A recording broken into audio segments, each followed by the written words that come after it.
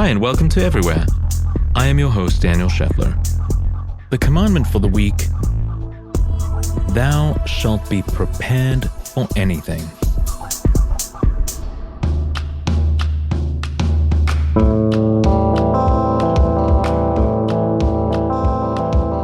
I have this theory about travel. If you prepare yourself for just about anything, you can let go of pesky expectations, and you could just let everywhere unfold.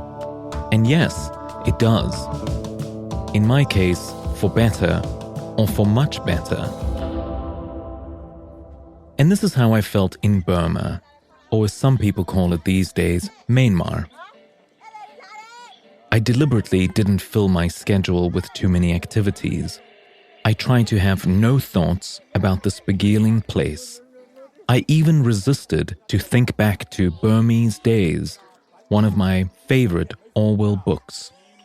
I just wanted to be open to this unexplored country and whatever it wanted to show me. Some local food, perhaps. Hikes in the Grand Mountains. And hopefully, some pauses in between to meditate.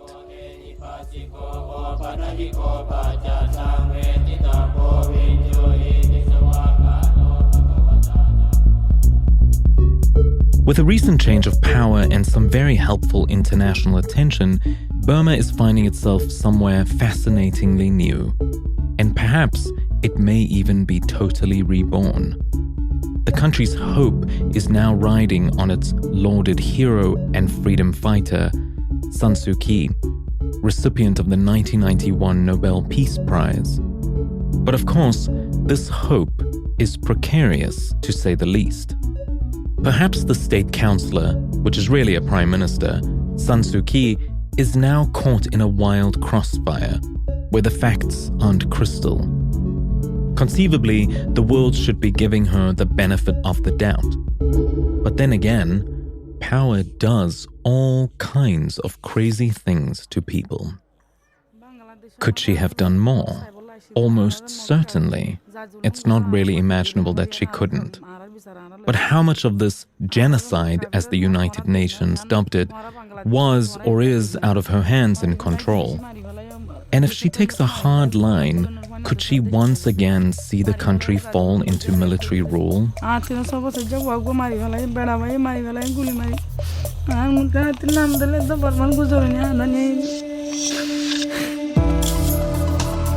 And then there's the persecution of the Rohingya people in the north who have been forced to flee to Bangladesh. Burma at this very time is a complicated and partly dark place, but so was South Africa when Nelson Mandela came into power in 1994. And as I said, there is always hope. Burma has erected their very own symbol of change, but this adjustment has not come without a cost to many lives and to the heavily adjusted expectations of the improvement of a growing economy. Pausing to think whether your political views should dictate your holiday plans, well, here's your prompt. How does the LGBTQ community feel going to a country like Brunei, where it's punishable by death to be gay? And what about someone of a certain race or religion who no longer feels welcome in America? How do they feel about coming here? Hold on to that thought for just a minute while I bring on my next interview with Shavo Odadjian, the bassist from the band System of a Down, who also has the marijuana and CBD brand 22 Red. When I tour, I used to hardly see the place. It would be like play the show, have a quick day, and then you're out. Right. It's just recently, like the last maybe 5 years, where I've been touring, and I'm like, wow, I've been missing out on like seeing these countries. Right. So it's like I'll wake up at 6 a.m. See, before also I had other issues. I would be drinking, I'd be doing other stuff. So I'd be falling asleep at 4 or 5 o'clock. By the time I'm up by 1 or 2, I'm already, by the time the day is over. Right, and then there's a show. So now, I'm not doing any of that. So boom, I'm up. Let's go. I go work out first. Then I go see the city. I'm so with you. That's the thing now. Well, my rule is if I travel, to whatever place for business, I have to add a little playtime. Of course. Like it's the rule. And sometimes when people are like, oh, there's no time. And I'm like, I wish I made that rule for myself earlier. Oh, you know what I mean? You didn't need me yet. Yeah, I needed you in my life. Great, bro.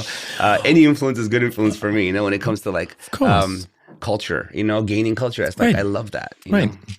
How you were born in Armenia. Yeah. And your family came over in 79. It's my 40-year anniversary. Wow, mazel tov. We just had a family reunion on Saturday where the clan, on my dad's side mostly, but I'm talking about my dad's cousins, like everyone. There was like 30 people that moved from Armenia. Wow. But we moved. The thing was like the borders were closed in 79. Right. So we had to move to for Moscow, then Rome. We were in Rome. I remember that. I was 5 years old. So I was in Rome. We had to become, like, as refugees, become citizens.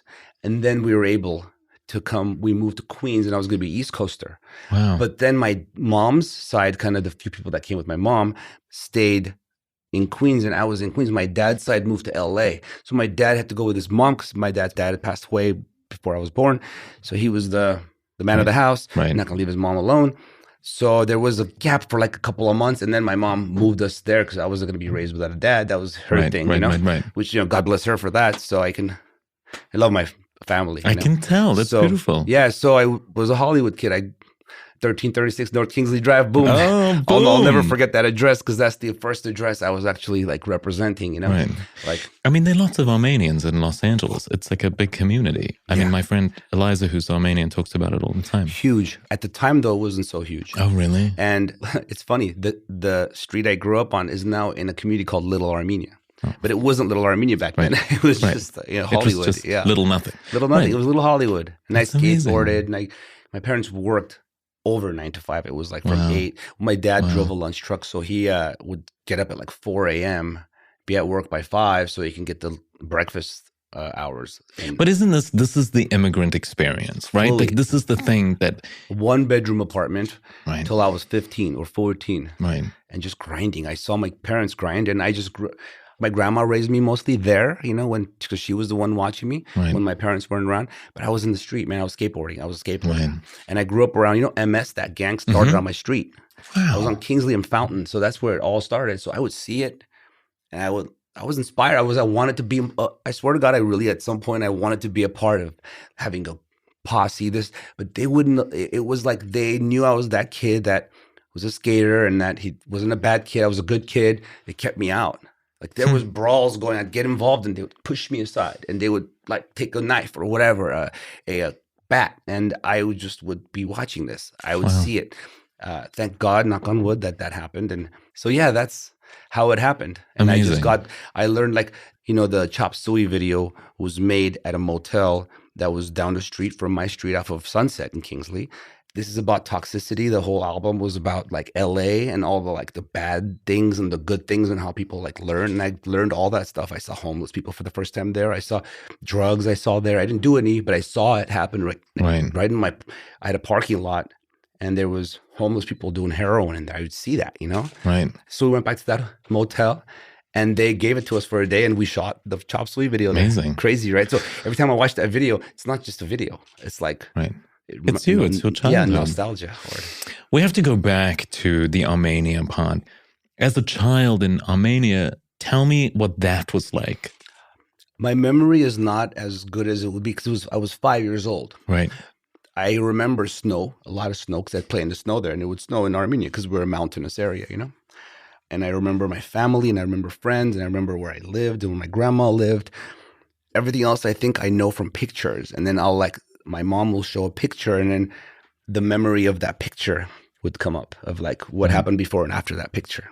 Right. But like I said, most, you usually remember after 4 or 5 years old better. Right. And that's how I kind of know if it happened to me before 5 or not, because of the timeline. Yeah, I'm in Armenia, and then I'm not. And then I'm traveling. At 5 years old, I'm traveling from one country to another, not knowing the language. What is that memory? Tell me that was first crazy. memory. That's crazy. In therapy, they tell you a move at a young age is the second most traumatic thing that can happen to you. One is death, and 2 is a big move.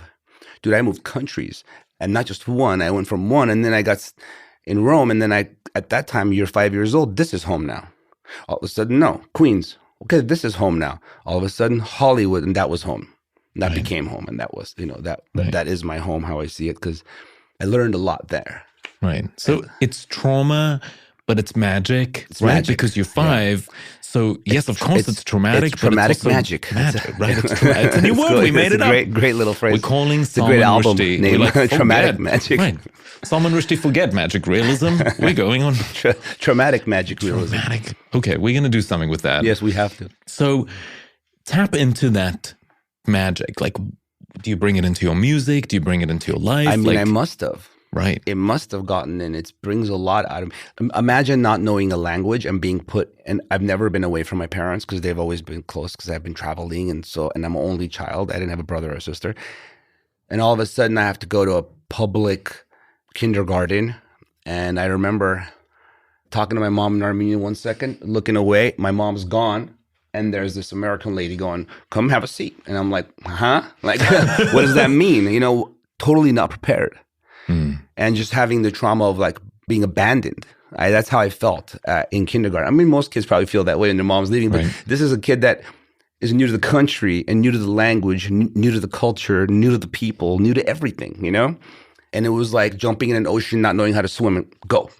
Wow. Okay, let me start with the doggy paddle. And I think by 6, 7, I was doing the breaststroke. Wow. And look at you now. Yeah, look at me now. You know what I mean? You're like water aerobics. That's great.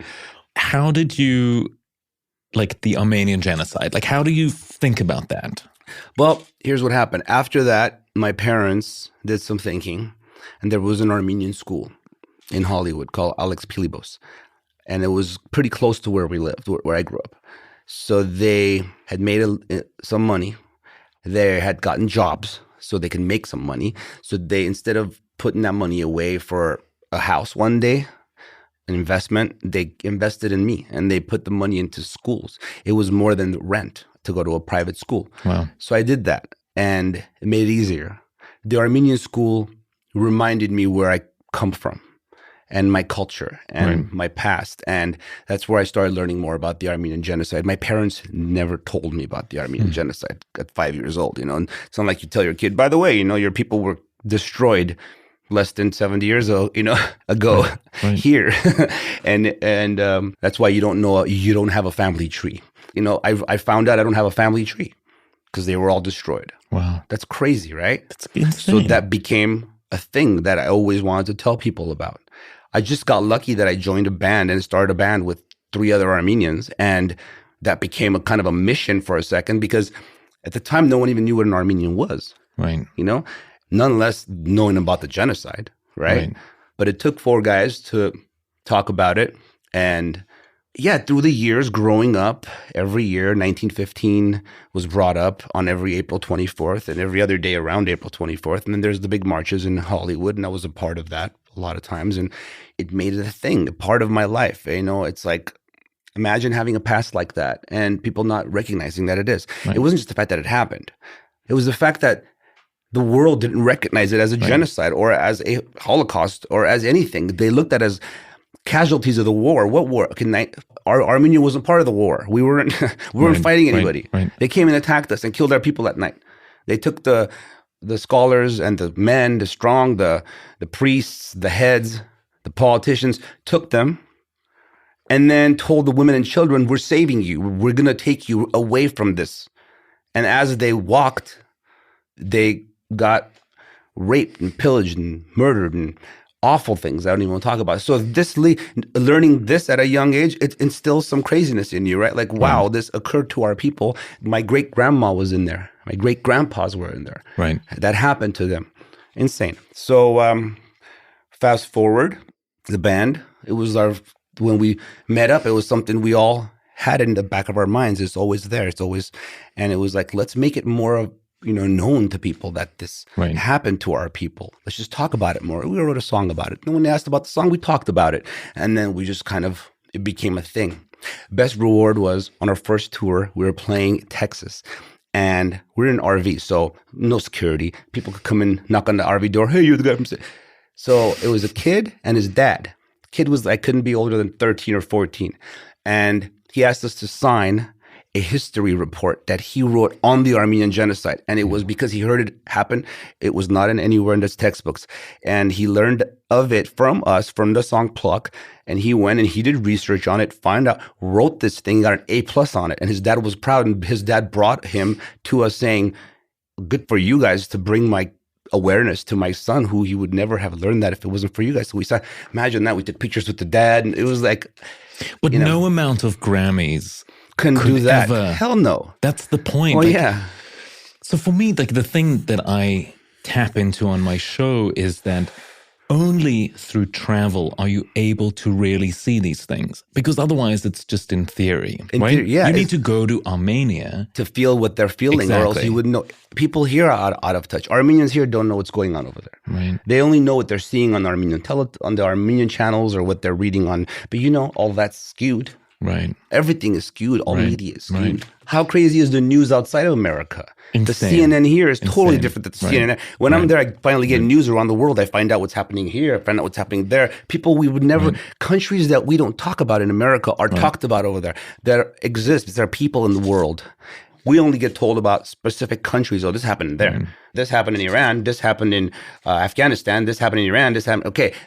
What about the rest of the world? There's a lot of shit going on there too. You could tell us about that too. I'm not saying don't tell us about Iran or Afghanistan, but there's a lot more news out there that we don't hear about. So I would love to inspire people to travel not only to Paris, Italy, China. I want you to go to places like Armenia and places like Laos. You're right, though. That's crazy, but who would? Burkina Faso. But it's your life. It's like most people, when they have the chance to travel, the majority of the world doesn't travel as much as you do, so they don't get the opportunity, or as me, to do that. Right. Because when they get the chance to travel, they're like, oh, we heard of this place that's so popular and big, I'm going to go there. Like when I told you Cabo, you're like, I'm not going to hold that against you. I get it, because there's so many better places to be. What I feel is that travel is the thing that taps you into humanity.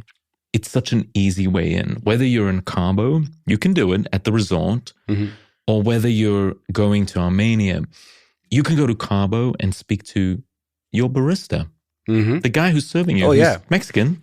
You could speak to that person and be like, oh, wait, here's a little way into the country that I may not get in Cabo because it's very commercial. Yeah. I mean, it was 4th of July and they had fireworks in Cabo. See what I mean? I really. You're so right. You're 100%. People to travel with more of that and speak and learn from people. Right. That's what you're saying. Yeah.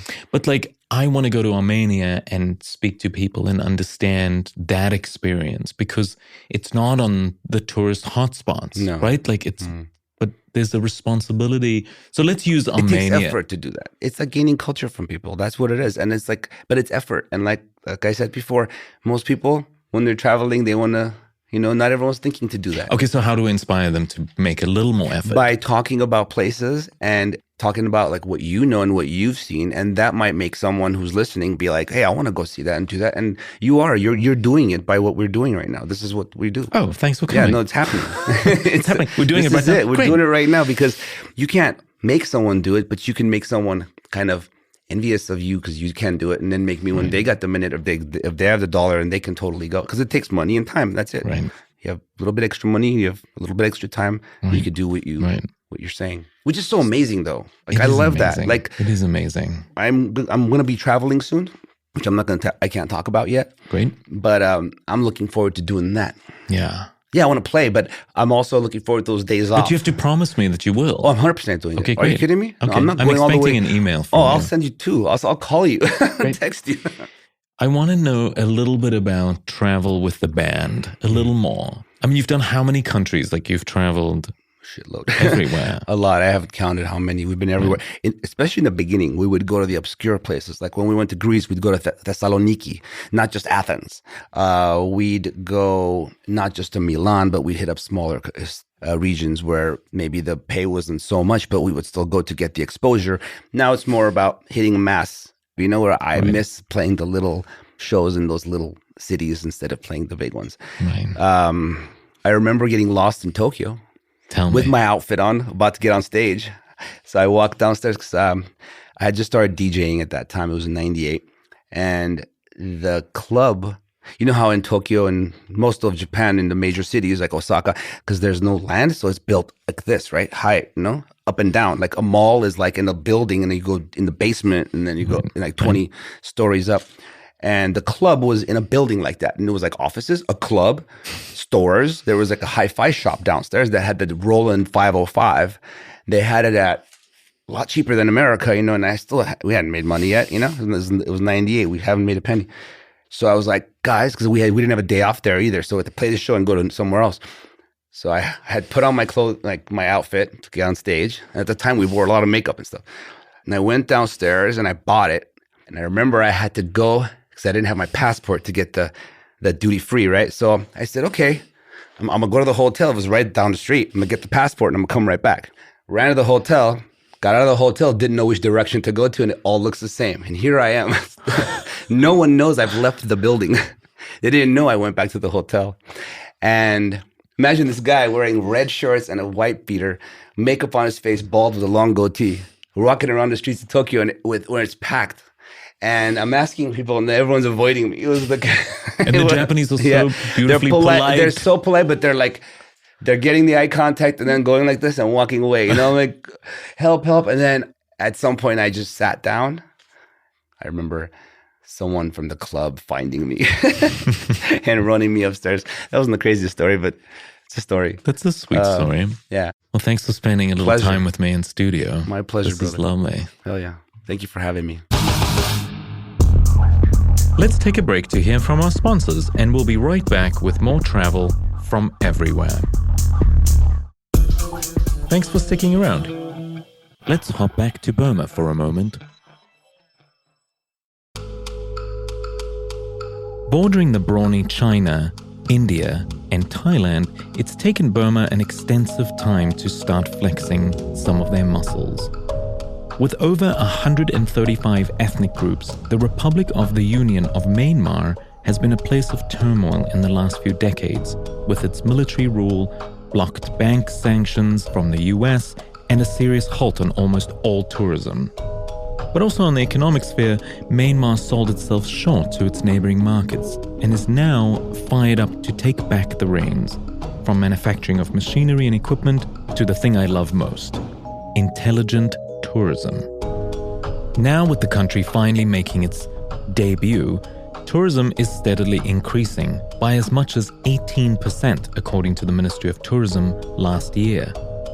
Myanmar is riding on what the travel industry loves to call, in parentheses, authentic experiences. And as much as I roll my eyes at statements like that, Myanmar is decidedly different.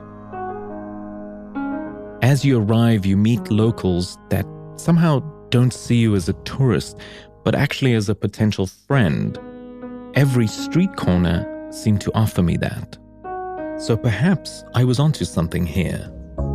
The country is oddly receptive to just uncharted adventures, unspoiled from the heritage sites in the cities of Yangon and Mandalay to the forest and hills in the north of the country where I went on some slow hikes, and right down to the white beaches that remain empty for miles and miles in the south.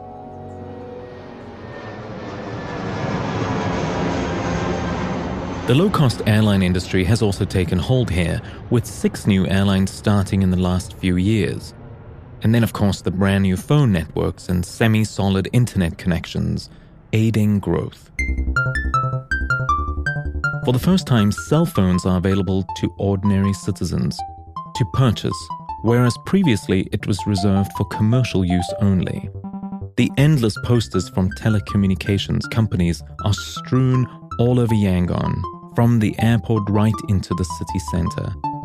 On my first trip there, as I arrived, the country received their first batch of SIM cards, giving access to the internet. As I walked around town, people were lining up to buy them. People were finding out for the first time what Facebook was. I wondered how good or how terrible this will turn out for them. SIM cards used to be thousands of dollars. Only the very rich could afford them and rent them. Now finally SIM cards are cheap. And with the simple world connection streaming, albeit slowly, the country with more than 60 million people can finally ask bigger questions about freedom of speech.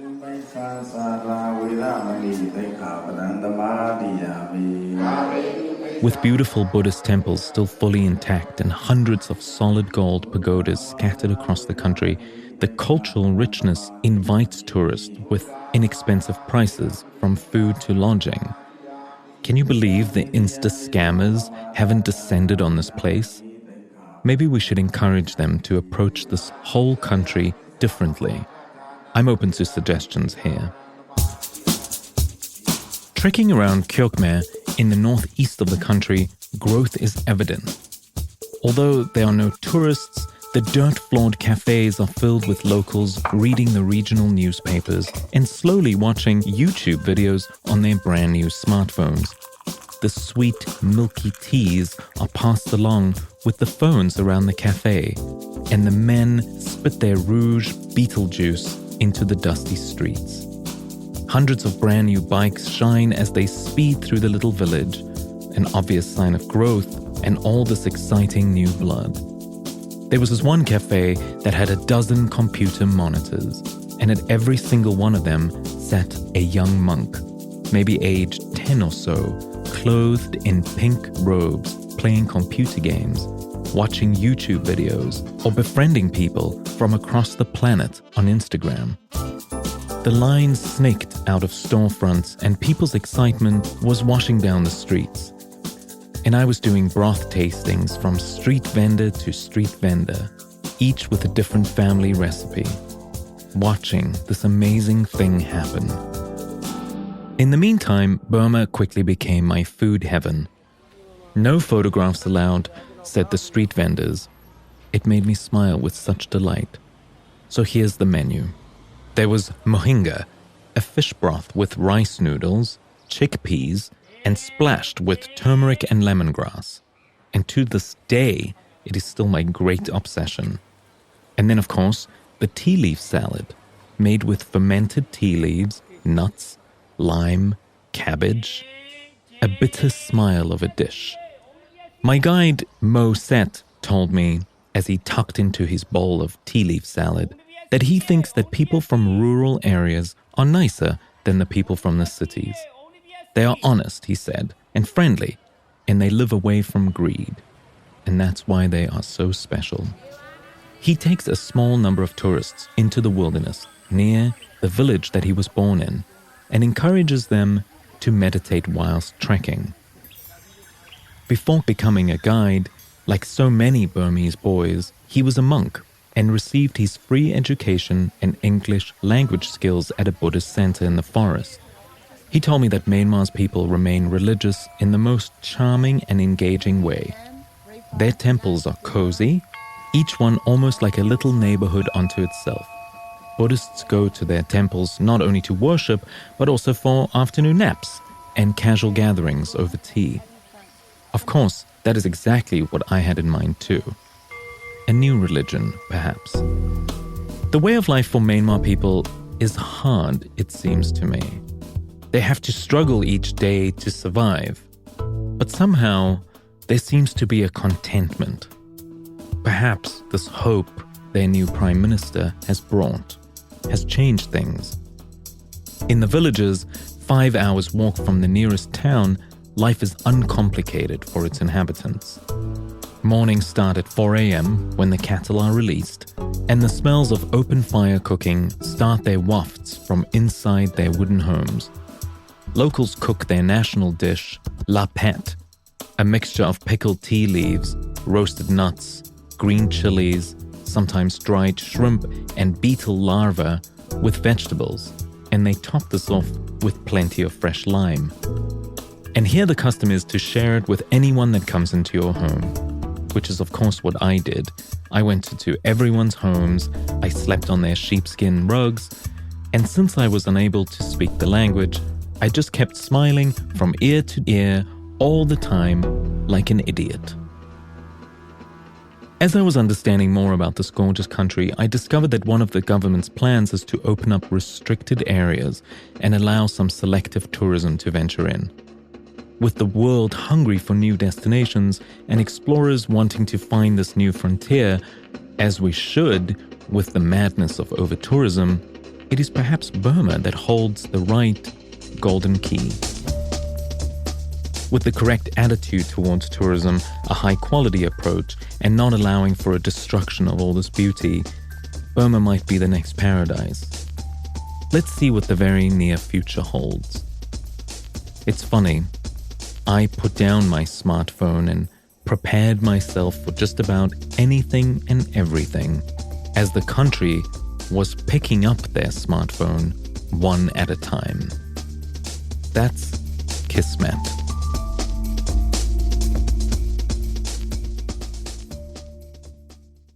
I'm in Toronto, the great city of Canada, and I'm with my new friends Erin and Kattie, who also have a podcast called I'll Pack My Bags.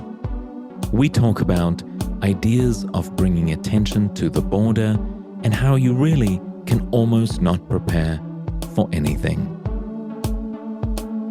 I just flew in from New York. We're in Toronto. We're at the gorgeous library downtown, and I'm with my new friend, Erin, who has an amazing show called I'll Pack My Bags. Yes. I flew to Toronto to come and hang out with you because I love your show and because I think you're super smart and very nice, and I love the Canucks. So what can I say? The feeling is very, very mutual. So thanks for having me. Thanks for having me.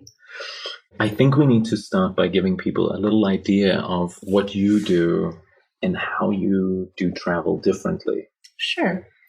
I have been traveling since I was really young, and I would say that it's been a journey in learning about myself, travel, as much as it's been like literally a journey around the world. It's also been a journey in learning who I am, gaining confidence in myself, and becoming empowered in a way that I definitely wasn't when I was younger. And so the way that I've thought about travel has really evolved the more that I've traveled. And I think in my later age, I became more critical of travel and the way that we travel. And I've, in recent years, been trying to challenge that in a way that I didn't when I was younger. When I was younger, I was really into the like, oh yes, let's stay in the party hostel and like go out for beers till 4 a.m. And now I'm more about slow travel to places that aren't on top 10 lists. And I like to observe and think about identity a lot as I travel. And that's a lot of what the podcast that we host is about. It's about challenging people to think about the world through a lens that isn't their own. So for example, like I live the world as a cisgender white woman, and that impacts the way that I travel and the experiences that I have as I travel. And through this podcast, we try to talk to people to find out how our experiences differ from theirs. This is why we're friends. This is why. This is the exact reason why I adored you. From first listen. Oh, I'm so glad. I'm always looking for people that are doing things differently, that are staying away from the list, that appeals to me in a way that sits deep in my heart. Your belief system and my belief system touch each other. And I think the tricky part about that is it does form part of a little bubble that you and I are in. We live in a tiny little existence where you try and reaffirm your beliefs around every corner. And travel has this amazing ability to take you out of that, to show you, oh, let me challenge my beliefs. Let me throw out these ideas and start again. And sometimes you end up at the same place, but then you know it's true because you've erased it and redrawn it in exactly the same way. Yeah, absolutely. And you're right. It's so easy to get caught up in this echo chamber where it's just the same kind of media that you're consuming at all times. The minute I knew I really liked you was when I heard you speak on your podcast about how you feel about travel influencers. And that to me is the prime example of an echo chamber within the travel industry, because these influencers are portraying a very, very specific and inaccessible experience of travel that shows one side of a very, very complicated experience. And it quite infuriates me. Right. Well, the classic Insta scammer photo is the Maldives over-water bungalow with set person or persons doing some activity. And people like that. People like to live in the glossy world. But I think my job is to remind people that, yes, travel is glamorous and fabulous. And who doesn't love a hotel, a fabulous resort? But I need to know more than just the surface shit. And travel doesn't want to do that. Travel is caught in an aspirational place. And I'd like to challenge us to get out of that. The problem is I sound preachy. The thing is, like, I don't want to sound preachy. Like, I just want to build something better than me, something that's more than me. Right? You understand this? I totally understand. I think as soon as you share an opinion, you're ripe to be considered a preacher. And no matter what you're talking about, no matter who is listening, there's always someone who will hear what you're saying as preaching because it goes against their own belief. This has been my experience. Well, I love to think that my opinion is wrong. So I love to, like, give my opinion and then be shown that my opinion was wrong. Mm-hmm. It's my favorite thing. My husband does it to me all the time. I'll say something and he'll be like, God, Daniel, have you really thought about this? This is such emotional crap. And he'll unpack it for me and I'll go, oh yeah, my opinion's totally wrong. Great, thank you. And I'll adjust. Because maybe we spend too much of our time trying to tell our story opposed to receiving the story. And this is what I want to inspire people to travel, right? Mm-hmm. And I think you make a really good point. And this is something we've discussed on Alpaca before. Travel is about listening and learning. And while you're traveling, the best way to learn is by listening to the people around you, whether that's another traveler that you meet in a hostel or a cab driver or someone who's sitting next to you on a bus. I've learned the most incredible things about countries that I visited just by listening while I'm there, more so than what I can Google before. I find what I learn while I'm actually living the experience is so much more insightful and interesting. I'm going to pause this right here for a moment for our sponsors to weigh in. But do come back to hear more about where I've been scooting around this week. The time has come for more of everywhere. And now back to Alpaca My Bags, the podcast from Canada. What is one of the greatest lessons you've learned whilst on the road? One of the greatest things that I've learned traveling is that you can only prepare to be unprepared. And by that, I mean, you can never know what you will encounter, who you will encounter, what things will go wrong while you're traveling. And so I think I've learned, and it's through a number of experiences that have taught me that it's about your mental state and going into a trip or a place knowing that you have no clue what will happen. You can plan to no end, but plans change. I love that feeling. Very quickly. Yes. I love that feeling. I think about those moments even in like Bolivia on a train or on a bus or on an alpaca. You know, I think like, what magic is here? Let me just see. And I do obviously plan stuff, but I find that when I stop the planning, all this stuff starts to happen, which you just can't foresee. I am so grateful that I have this in my life because I have friends in every city, because I'm just open, making friends. Come on, bring it. And some are duds. It's true. Michael says to me, I have to like, you know, weave through some of these crazy people you pick up along the way. But for the most part, like I meet such wonderful humans that are willing to challenge me. This morning I walked Ella on the trail up in Westchester and I met the loveliest woman and we talked and I walked with her and she's looking after her son's dog and we just chatted and I gave her my number and she texted me earlier and she was like, what a delight. And I was like, Kismet. It's beautiful. Yes, I think this is why I fell in love with hostels so much. I know you have mentioned hostels like 12 times. I know. And it's funny because I don't financially need to stay in hostels anymore. I can afford a hotel, but I often choose to stay in a hostel. And the reason is because I meet such incredible people. Right. Some of the greatest friends that I have met in a hostel and known for a brief amount of time. And we have continued to stay in touch over the years. And like you, I have friends all over the planet that I've known for a little snippet of time. We shared some beautiful moments together in a foreign city, and we continue to be close. That's so funny. My friend Maggie Casella is texting us right now. I'm free. Come where I am. We shall. We shall come to you shortly. Well, just to go back to the hostel thing, should I admit this? I've never stayed at a hostel. You have not? So I guess I'll have to now. I'm going to make sure you do. Well, you and I, we have a plan. Yes. Okay, I'll come stay at a hostel with you. Okay. Anywhere you want. Let's pick a random city in the world and I'll pick the hostel. Fine. I'll pick the city, you pick the hostel. Done. I like that idea. I mean, as a travel writer, I often talk about how one should do everything and not say, no one's ever invited me to a hostel, so that's probably why I haven't been. This is your official invitation. Thank you. Am I getting one in the mail? Yes, I can arrange that. Thank you. I feel like I never say no. Like cruise shipping, okay. River rafting in the Amazon, okay. And some of the stuff, when I tell Michael that I'm going to do that, he's like, you're insane. You're insane. That's crazy. I would never do that. You know, like 10 days horse riding across the steppe in Mongolia. It's insanity, but it's fabulous. Do you feel that you were like this always, or is this something that you've become better at the more that you've traveled?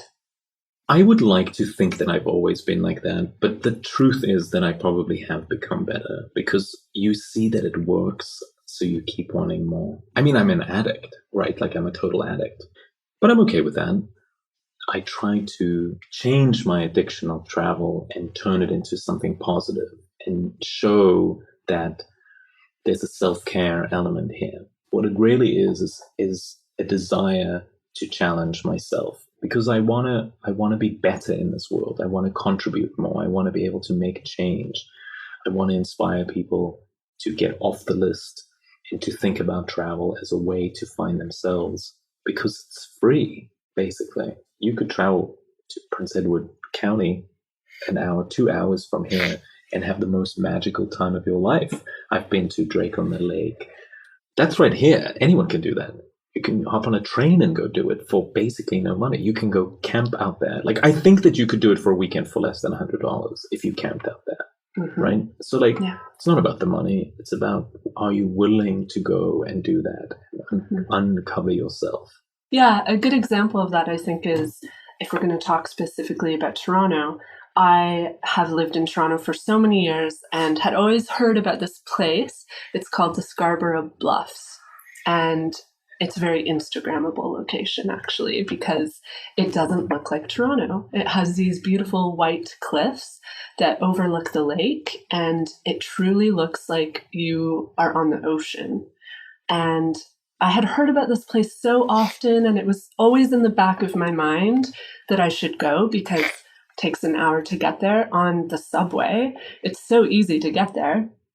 So I had to really put effort into it. One day I thought, like, tomorrow I'm going to Scarborough Bluffs. And I told my partner, tomorrow morning we're getting up, we're not sleeping in, we're going to the subway and we're going to go to Scarborough Bluffs. And he was like, that sounds absurd. It's so far away. And I told him, Lucas, like, it's an hour. It's not that far. We've never been. It looks incredible. It's right in our backyard. Let's go. And we made the journey, and it was very long, and we did get lost along the way, but it cost us $3 there, $3 back, and it was well worth it. Wow. Mm-hmm. Guess who lives in Scarborough Bluffs? Maggie? Maggie Casella. You know, it's funny, like, she's become a sort of, my thought of Canada is her, like an open-minded, hysterically funny human. And then I'm like, that's what the Canadians are like. You know, they're like so funny and polite and lovely. I love it. It's true, but I will say... It's a stereotype, I get it. It is, but it's also... I'll admit I find it problematic sometimes because often when I travel, people say to me, oh, you're from Canada. Canada is so amazing. You have an amazing prime minister. You are so great to people. You're so open-minded. But the reality is that it is true, especially in cities, but we do have our issues. Right. So it almost feels like people, they're washing it away, thinking like there are no issues. Look, it's Trudeau. It's Yeah, So that they is glorify. Yeah. I think that Canada is often glorified, and I think it could be because in comparison to what's happening south of us, we do look really great, but that doesn't mean that we don't have immigration problems here as well. There are problems. I mean, you've done it so much better than most other countries, but there are still problems. Mm-hmm. I mean, from the outside in, it does feel like I was leaving Gilead this morning. And I was reading something fascinating this morning. It was like, maybe we were all too busy thinking we are handmaids when we are actually aunts. Fuck, that floored me. I nearly lost my balance when I read that. It was in the New Yorker. It was the review of Margaret Atwood's new book. I'm going to have to sit with that for a little bit and think about it. So I haven't really processed all of that, but it did feel very good to uncover that, to start thinking about that. And of course, at that moment, it was the perfect moment to read it because I was flying from Gilead into Canada, and I was wondering about immigration and how this is not new. What's happening at the border, the southern border of America, is not new. It's happened for centuries. And it happened in Asia, it happened in Europe, it happened in Africa, to African tribes. It's human nature. So instead of trying to fight human nature, we have to find a way to, I don't know, what are we supposed to do? We're supposed to bring awareness to it. So should we go travel to the border and see, bring awareness to it, make that a travel destination? I don't know, I can't tell. But to me, it's like, I would rather go and see and understand what's happening than have the media tell me. Right. Like AOC went down there and she spent time there and they vilified her. And I think she's a congresswoman. She should go down there. She should understand. Well, and you raise a good point because it's quite okay for people to travel to other countries and visit refugee camps or to visit slums in India. Right. So why aren't we visiting places in our own country that are dark? I think that it says a lot that we're willing to go somewhere else on the planet and watch as an outsider, because it speaks to our complicity and our unwillingness to examine ourselves and what's happening at home. Fuck. I think we've uncovered something that's kind of hard to even fully chew on. Because if you and I go to the border and we just work on some empathy at the border, maybe that makes a difference. Maybe that appeals on a greater level. Because I'm not going there in a political way. I mean, in some ways, everything is political. But I think that you and I as travelers should, instead of insta-scamming and being like, hey, look at us in a heart-shaped swan bed floating above, like doing a yoga pose on top of the fucking roof of a over-water bungalow in the Maldives. Maybe we should go to the border and be like, hey, like, let's set up like a Burning Man at the border. And I'm sure someone's going to tell me this is offensive, but I want to know why it's offensive, and then I want to tweak this and figure it out and make it a way that's not offensive and does actually help. Does that seem okay? It seems okay to me. And I think that the way to activate it into something that can actually promote change is to use it to amplify a message. Okay. Amplify a message about what is actually happening there, because we do rely on media outlets, and let's be frank, they're not that reliable. Right. And so I think that when people receive a message from someone like you and I who aren't directly associated with like Fox or CBC News, it's a lot more reliable. People are more willing to accept that message than they are from a large news house. Right. I would say. So is the tricky part of this that we need a celebrity to come with us because they have voice and they have audience and they have numbers? That thought really disgusts me. Of course, it disgusts me too. And here's the thing. I'll tell you about an experience I had in India.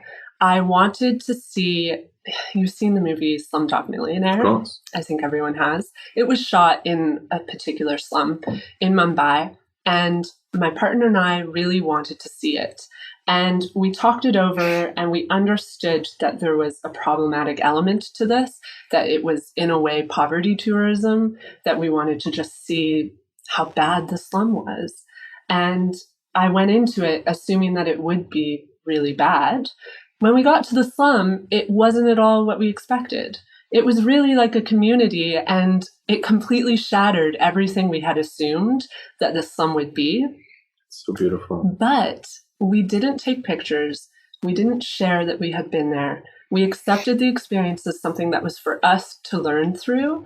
We didn't use it to promote ourselves as like, oh, look at us. Like, we've gone to check out this slum that everyone says is dangerous, that you shouldn't go to. We use the experience just to prove to ourselves that as hard as we try not to go into travel experiences with assumptions or stereotypes in mind, it's impossible not to, because we're constantly influenced, like just by influencers on Instagram, but also by like every form of media that we're exposed to is influencing the way that we feel about something.